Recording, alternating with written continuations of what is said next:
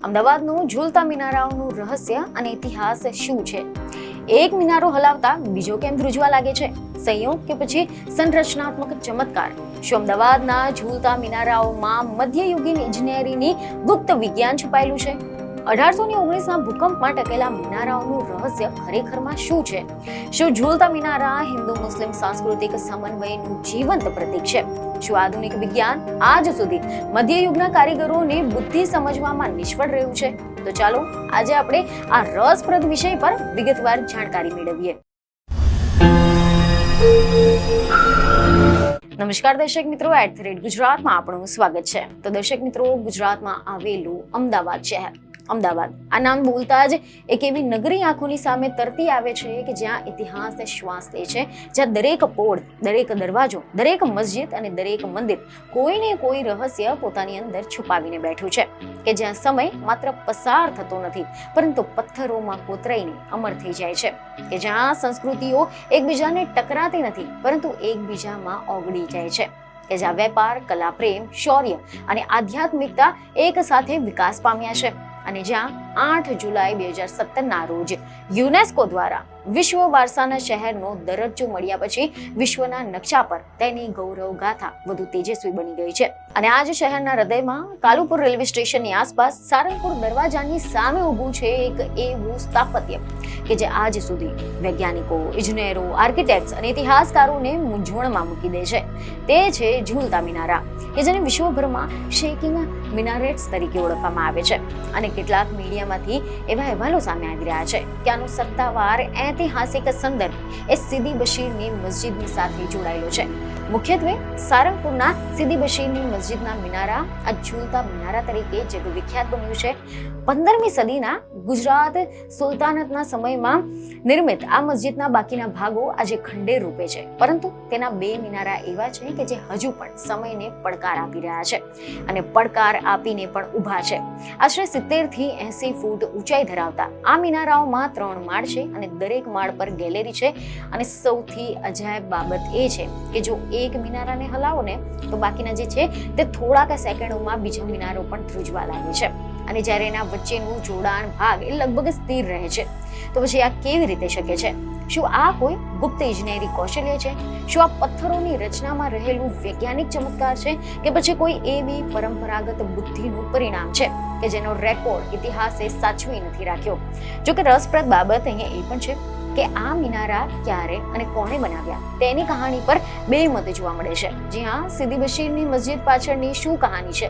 તો આ અંગે મીડિયામાંથી કેટલાક રિપોર્ટ એવા મળી આવ્યા છે કે વર્ષ 1879માં જે પ્રકાશિત થયેલી gazetteer of the Bombay presidency volume 4માં દર્શાવેલી માહિતી અનુસાર આ મસ્જિદની ઉંમર શંકાસ્પદ છે, કારણ કે આ ગેઝેટરીમાં લખ્યું છે કે આ ઝૂલતા મિનારા એટલે સીદી બશીરની મસ્જિદ કોણે બનાવી તેની પર 2 નામ સામે આવે છે. જેમાં પ્રથમ ખ્યાલ છે સીદી બશીર. ઝૂલતા મિનારાની મસ્જિદ એ સુલતાન અહમદ પહેલાના દરબારી સીદી બશીર દ્વારા બનાવવામાં આવી હતી, જેની કબર પણ ત્યાં જ છે. આ ઉપરાંત તેવું પણ માનવામાં આવે છે કે આ મસ્જિદ મહબૂબ બેગડાના ઉમરાઓમાંના એક મલિક સારંગ દ્વારા બનાવવામાં આવી હતી. જો કે આ ઐતિહાસિક મતભેદો આજે પણ ચર્ચાનો વિષય છે, પરંતુ જે નિશ્ચિત છે તે છે આ મિનારાઓની અનોખી રચના. રેતિયા પથ્થરોથી બનેલા આ મિનારાઓમાં હિન્દુ અને ઇસ્લામિક કલા કૌશલ્યોનું અદ્ભુત સંમિશ્રણ જોવા મળે છે. કોતરાયેલા ફૂલોના નમૂના, જાળીદાર ડિઝાઇન અને તોડતલા જે રાજસ્થાની ગુર્જર શૈલી છે તેની અસર દર્શાવી છે. અને આ જે સંમિશ્રણ એ ગુજરાત સલ્તનતના જે સમય છે તેના સ્થાપત્યમાં વ્યાપક રીતે જોવા મળે છે. તમને જણાવી દઈએ કે મીડિયા અહેવાલ અનુસાર વર્ષ 1819ના વિનાશક ભૂકંપ અમદાવાદમાં અનેક મિનારા ધરાશાયી થઈ ગયા હતા, પરંતુ આ મિનારાઓ અડગ રહ્યા. ગેઝેટેરિયર જે અનુસાર આ ઝૂલતા મિનારાની બનાવટ શૈલીમાં તે 1465માં બનેલી મિયા ખાન ચિશ્તીની મસ્જિદ જેવી જ હિન્દુ અને મુસલમાન મિશ્રિત છે. પરંતુ ખાસ વાત એ છે કે તેના મિનારા અને કમાનવાળા જે મુખ્ય પ્રવેશ દ્વાર છે તે રોમન શૈલીની બનાવટના છે. અને દસ્તાવેજ અનુસાર 1753માં મરાઠાઓ અને જવાન મર્દ ખાન વચ્ચે જે સંઘર્ષ થયો હતો, આ દરમિયાન ઇમારતનો મુખ્ય ભાગ નાશ પામ્યો હતો. ડાબી બાજુ જ્યારે રેલવે સ્ટેશનની પાસે અમદાવાદના 2 સૌથી ઊંચા મિનારા છે, ત્યાંના નામ અને તારીખ અદૃશ્ય થઈ ગઈ છે. પરંતુ મિનારાઓની જે શૈલી છે એ મહમૂદ બેગડાના શાસનકાળ 1511ના સમયનો સંકેત આપે છે. 1863માં અમદાવાદ જંકશન રેલવે સ્ટેશનની સ્થાપના થઈ એના પછી આ વિસ્તાર વધુ ગતિશીલ બન્યો હતો અને સમય જતા લોકોમાં આ મિનારાઓ અંગેની જિજ્ઞાસા પણ વધતી ગઈ હતી. બ્રિટિશ શાસન દરમિયાન કેટલાક અધિકારીઓએ આ મિનારાના રહસ્ય જાણવા માટે તપાસ કરવાનો પણ પ્રયાસ કર્યો હતો અને એવું કહેવાય છે કે એક બ્રિટિશ અધિકારીએ એક મિનારાને હલાવીને તેની રચનાનો ભેદ ઉકેલવાની ઈચ્છા વ્યક્ત કરી હતી, પરંતુ કોઈ પણ સ્પષ્ટ નિષ્કર્ષ સુધી પહોંચી શક્યા ન હતા. જ્યારે 20મી સદીમાં પ્રવાસીઓ માટે મિનારાની અંદર જવાની અને ઉપર ચડવાની મંજૂરી હતી, પરંતુ 1981માં સુરક્ષાને ધ્યાનમાં રાખીને જાહેર પ્રવેશ પર પ્રતિબંધ મૂકવામાં આવ્યો. 2001ના કચ્છના ભૂકંપ દરમિયાન ગોમતીપુર સ્થિત બીબીજીની મસ્જિદના મિનારાઓનો જે ઉપરનો ભાગ છે તે પણ નુકસાન પામ્યો હતો, પરંતુ મુખ્ય ઝૂલતા મિનારા ફરી એકવાર ટકી રહ્યા હતા. આ બધું જ શું સૂચવે છે?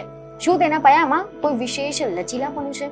તો આ અંગે મીડિયામાંથી એવા અહેવાલો સામે આવ્યા છે કે કેટલાક ઇજનેરો માને છે કે આ બંને મિનારા એક જ પાયા પર નિર્મિત છે અને તેમની રચનામાં લવચિક જોડાણો હોઈ શકે છે જે કંપનને એકમાંથી બીજા સુધી પહોંચાડે છે. તો કેટલાકનું મત એ છે કે આના અંદર સર્પાકાર સીડીઓ અને ગેલેરીઓનું ગોળાકાર ગોઠવણ આ કંપનના પ્રસારને અનોખી રીતે અસર કરે છે. તો કેટલીક ભૂવૈજ્ઞાનિકો સૂચવે છે કે તેમના નીચેની જે માટીનો સ્વભાવ છે અને ભૌગોલિક રચના છે તે પણ મહત્વની ભૂમિકા ભજવી શકે છે. ઇટાલીના લિંગિંગ ટાવર ઓફ પીસાના અભ્યાસમાં જણાવ્યું છે કે નરમ માટી ટાવરને નમાવી શકે છે અને ભૂકંપથી બચાવી શકે છે. તો શું અમદાવાદના મિનારાઓની નીચેની જમીન પણ આવી જ વિશેષતા ધરાવે છે?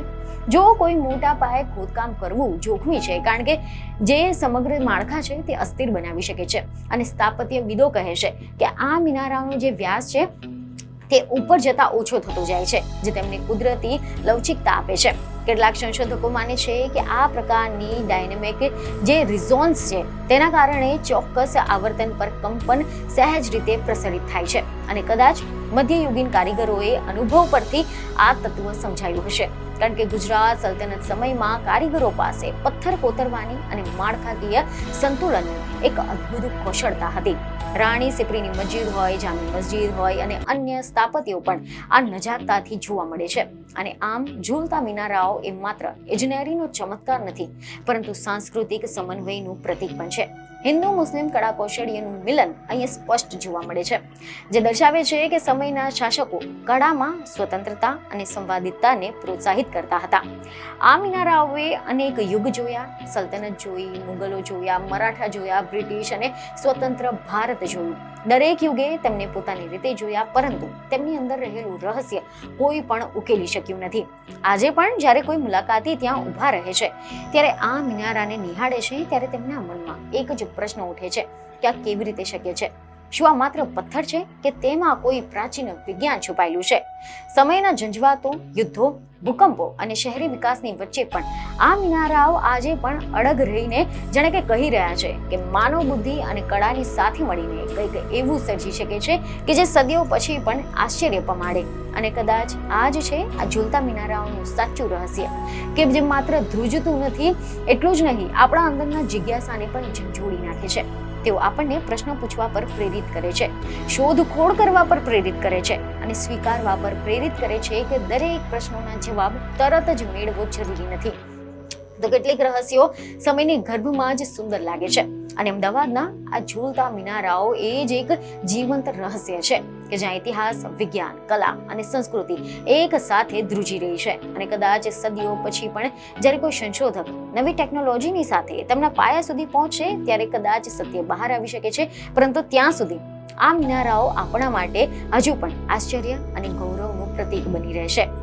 અમદાવાદના ધરતી પર ઉભેલા આ ઝૂલતા મિનારાઓ વિશ્વને યાદ અપાવે છે કે પ્રાચીન ભારત એ માત્ર કથાઓ અને દંતકથાઓનો દેશ નથી, પરંતુ ઊંડા જ્ઞાન, અદ્વિતીય ઇજનેરીનો પણ દેશ છે. અને જ્યારે એક મિનારો હલે છે અને બીજો આપોઆપ ધ્રુજે છે, ત્યારે જાણે આખું શહેર એક અનોખી તાલમાં ધબકે છે. આ છે અમદાવાદ, આ છે તેનું રહસ્ય અને આ છે ઝૂલતા મિનારાઓની અખૂટ, અજાણી અને અદ્ભુત ગાથા. તો આશા છે કે તમને આ માહિતી મહત્વની લાગી હશે, જેથી અમારા વિડીયોને લાઈક અને શેર જરૂરથી કરજો. બીજી એક ખબર સાથે ફરી મળીશું. ધન્યવાદ.